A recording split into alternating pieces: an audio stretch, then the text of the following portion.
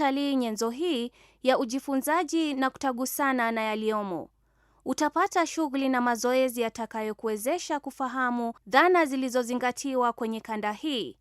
Unapotalii mada zilizoteuliwa, inatumainiwa kuwa utajivinjari na kujifunza. Kusikiliza na kuzungumza.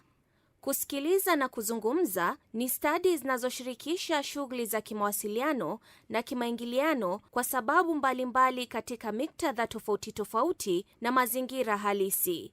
Katika kusikiliza na kuzungumza, matamshi yafaayo ni muhimu. Ufunzaji na ujifunzaji wa stadi hizi humpa mwanafunzi nyenzo za kuwasiliana, kuingiliana na kutagusana ili kutimiza mahitaji mbalimbali.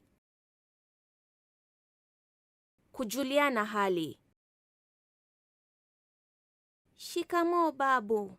Marahaba mwanangu, uhali gani? Njema babu. Habari ya baba na mama? Ni wazima babu. Kupasha ujumbe. Kuelimishwa.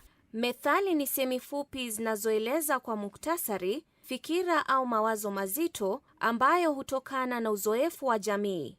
Misemo ni fungu la maneno linalotumiwa na jamii ya watu kwa namna maalum katika kuwasiliana. Kuelekeza.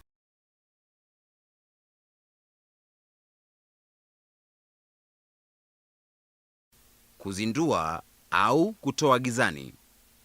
Ni muhimu kwetu sote kuungana pamoja, wakubwa kwa wadogo, kupanda kwa wingi miti. Miti ni uhai. Tusipopanda miti, uhai wetu na vizazi vijavyo umashakani. Kuonya au kutahadharisha. Ni muhimu wananchi kutambua kuwa polisi si adui wa umma. Wananchi wanatakiwa kushirikiana na polisi ili kuangamiza uhalifu hapa nchini. Wahalifu huishi miongoni mwetu. Endapo unashuku mtu kuwa na uhalifu fulani, ni muhimu kuwapasha habari polisi, nao watafanya upelelezi na kufikia kiini cha uhalifu. Kuhimiza au kushawishi. Wanangu, mambo yamebadilika siku hizi. Ni muhimu kwa kila mmoja wenu kujihadhari na watu msiowajua wala kuwafahamu. Msiwasikilize kwa sababu watawadanganya na kuwapotosha. Kuliwaza. Pole mwenzetu, mradi umefika hospitalini na unatibiwa, utapata nafuu. Tutakuombea upone haraka ili uungane nasi darasani. Kutatua mizozo katika jamii.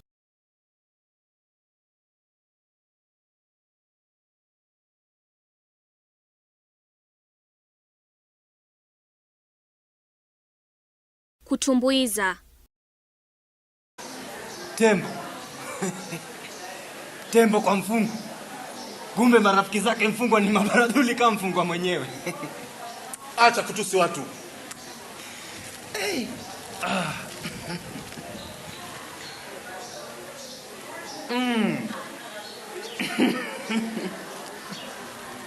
Maridadi.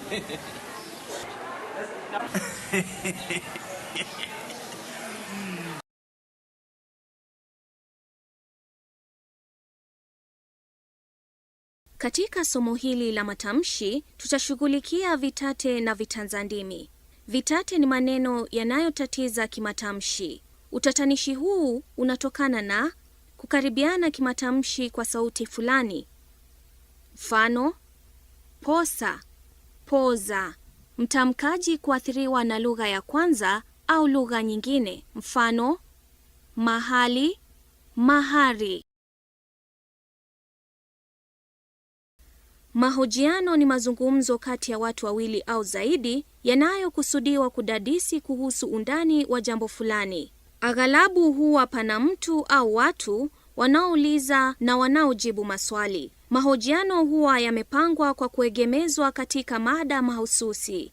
Kwa mfano, yanaweza yakahusu namna wanakijiji wanavyoshughulikia changamoto kama vile uhaba wa maji. Mazungumzo. Mazungumzo ni maongezi kati ya watu wawili au zaidi kuhusu jambo au mambo fulani. Maongezi haya hutokea katika mazingira mbalimbali kama vile sokoni, shuleni, mtandao, simu, hotelini, kazini, kituo cha posta au polisi na maabadani. Nyimbo. Wimbo ni utungo ulioundwa kwa maneno au sauti zilizoteuliwa kisanii na zenye utaratibu wa kimuziki. Sauti hizo hupanda na kushuka na kuibusha hisia fulani kwa mwimbaji na msikilizaji. Nyimbo hazizingatii kaida zote za ushairi kama ilivyo katika mashairi halisi. Sarufi na matumizi ya lugha.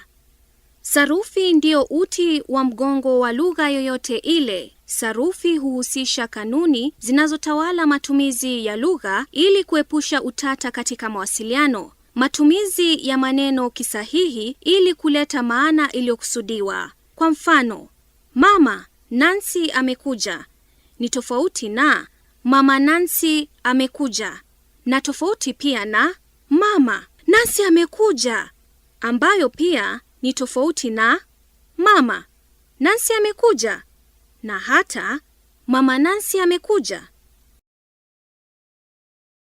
Sarufi ya lugha huwa uwanja mpana ambao unashirikisha mada kama vile aina za maneno katika lugha na matumizi yake kisahihi, kimaana kwa kufuata utaratibu uliokubalika na jamii lugha husika. Hali kadhalika huhusisha wakifishaji. Somo hili linahusisha ufundishaji wa kila aina ya maneno katika lugha na matumizi ya maneno hayo kisahihi, kimaana na kisarufi. Somo hili litakuwezesha kukuza kiwango chako cha msamiati na matumizi ya istilahi mbalimbali. Sarufi na matumizi ya lugha hushirikisha shughuli za kimawasiliano na kimaingiliano kwa sababu mbalimbali katika miktadha tofauti tofauti na mazingira halisi. Ufunzaji na ujifunzaji wa sarufi na matumizi ya lugha humpa mwanafunzi nyenzo za kuwasiliana kikamilifu.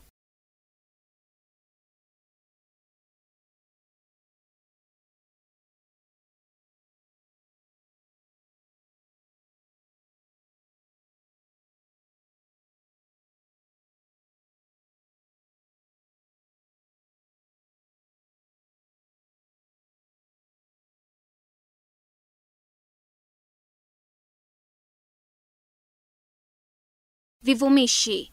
Kivumishi ni neno ambalo linatumiwa kutoa habari au sifa zaidi kuhusu nomino. Kwa mfano, Juma ni mnene. Neno mnene lililokolezwa wino linatoa sifa zaidi kuhusu Juma. Neno mnene ndicho kivumishi.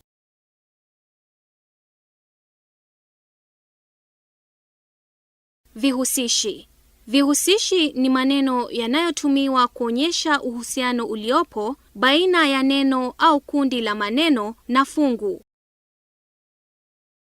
Vinyume vya vitenzi. Vinyume ni maneno yaliyo na maana inayokinzana na maana ya maneno yaliyotolewa.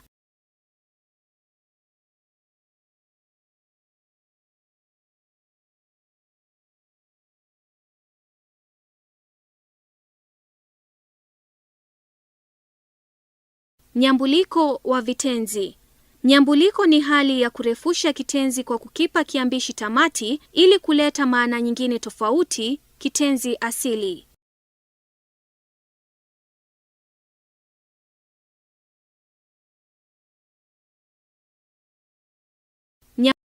Nyambuliko wa vitenzi.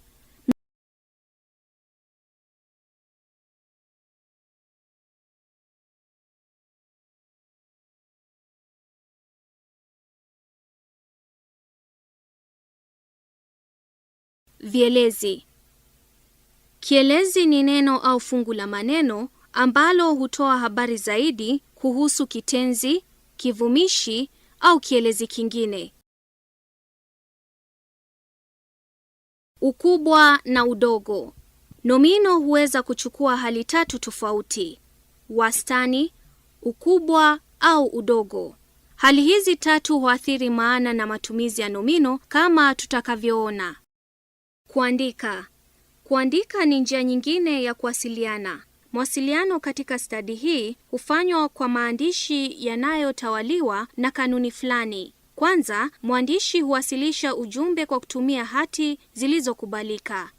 Hati hizi hutakiwa ziwe nadhifu na zinazosomeka. Maandishi huwasilisha ujumbe kwa kutumia sauti zenye maumbo yaliyokubalika. Maumbo haya huwasilisha katika hati nadhifu na zinazosomeka.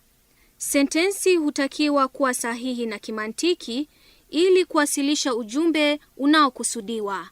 Maandishi huwasilishwa katika tungo mbalimbali kama vile tungo za kawaida, muhtasari, kiuamilifu na kisanii. Tungo hizi hupaswa kuwa na mtiririko wa mawazo unaorahisisha mawasiliano. Muhtasari ni nini?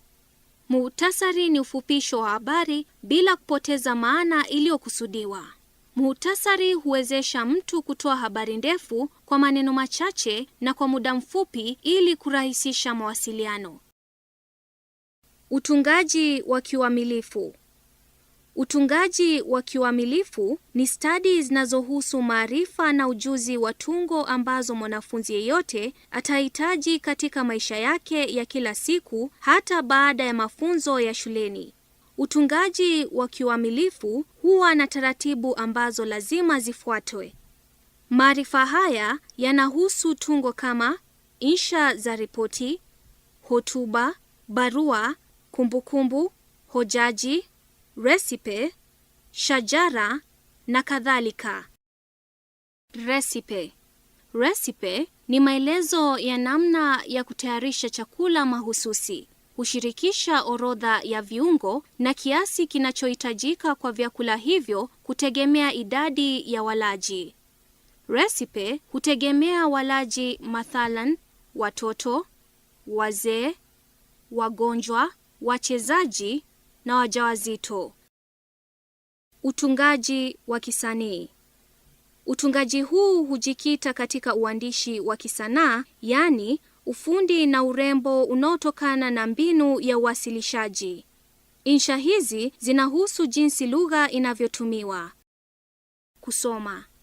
Usomaji ni stadi muhimu sana katika maisha kwa kuwa ujifunzaji wake humwezesha mtu kuelewa, kuhifadhi, kukumbuka na kuzingatia ujumbe katika makala anayosoma. Kusoma kwa mapana. Mada hii inahusu usomaji wa majarida, magazeti, vitabu vya ziada na makala yanayozingatia masuala mbalimbali yanayozingatia masuala ibuka.